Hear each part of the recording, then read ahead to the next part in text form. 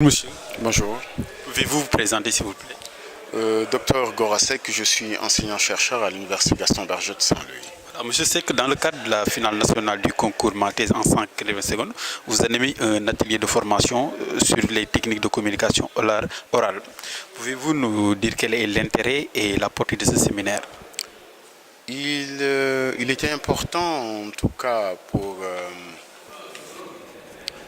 ces candidats, à un moment de s'approprier certaines techniques afin de pouvoir décloisonner le savoir, de représenter ces médiateurs scientifiques qu'on attend.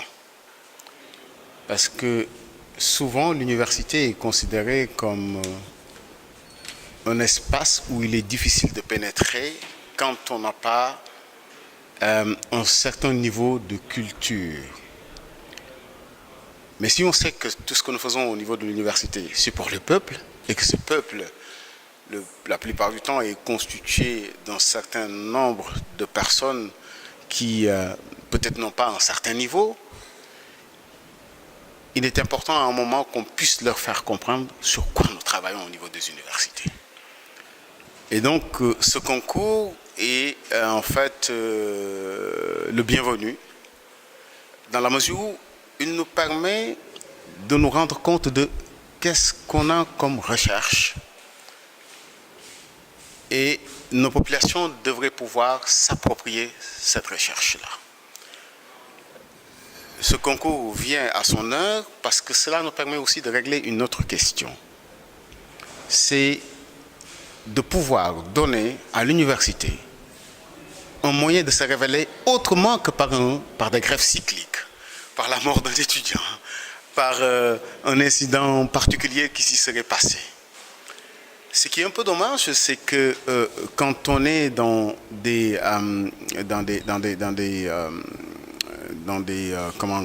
formations pareilles ou des accompagnements pareils, ou tout simplement une chose aussi importante, c'est que cela n'est pas assez mis en exergue. Cela n'est pas assez vu. J'ai l'impression qu'on n'attend que les conflits et qu'on ne diffuse que des conflits au niveau de l'université. Alors qu'au niveau de nos universités, quand même, il y a des choses extrêmement importantes qui se passent. Et rien qu'à écouter ces étudiants venant d'universités différentes, venant d'écoles doctorales différentes, on se rend compte qu'il y a une richesse et une réflexion et des résultats au niveau de nos universités. Encore faudrait-il qu'à un moment que l'on prenne le temps de valoriser ça. Et c'est un moment de valorisation de cela, un moment de rencontre avec un travail magnifique qui est en train de se faire au niveau des universités. Voilà. Donc, selon vous, quels sont les points essentiels que les candidats doivent retenir au sortir de ce séminaire-là et qu'ils devront exploiter lors de leur présentation? Il s'agit surtout de s'approprier son terrain de recherche, de pouvoir y inviter ceux qui vont devoir les écouter ou les regarder. Et pour cela, la passion ou l'envie est importante. Pour cela, le désir de partage est important. Prendre le public comme un ami et non comme un ennemi, mais aussi s'approprier totalement l'univers dans lequel se passe la thèse.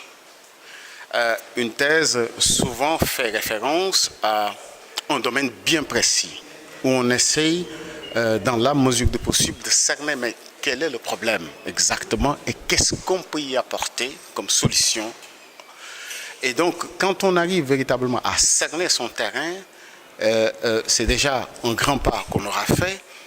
Mais maintenant, comment communiquer cela? C'est-à-dire, il ne s'agit plus d'aller dans des termes techniques. Il ne s'agit plus non plus d'aller dans une certaine vitesse. Il ne s'agit plus non plus de prononcer n'importe comment. Il ne s'agit pas non plus de se promener sur la scène, mais plutôt de permettre à ce terrain de pouvoir exister et de pouvoir rencontrer celui qui nous regarde par des mots simples, mais aussi par une certaine sobriété dans la présentation. Voilà.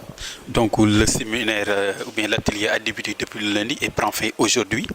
Quel était le résultat attendu avec l'atelier et est-il atteint? J'ai l'impression que je me répète. Ça prend fin aujourd'hui. Ce qui était attendu, c'est qu'ils puissent communiquer les travaux de leur recherche, qu'ils puissent être ces médiateurs scientifiques qui vont utiliser des mots très simples, des mots de tous les jours, sortir en fait, décloisonner totalement la science, les recherches, faire en sorte que n'importe qui puisse y avoir accès et comprendre ce sur quoi chacun d'eux travaille.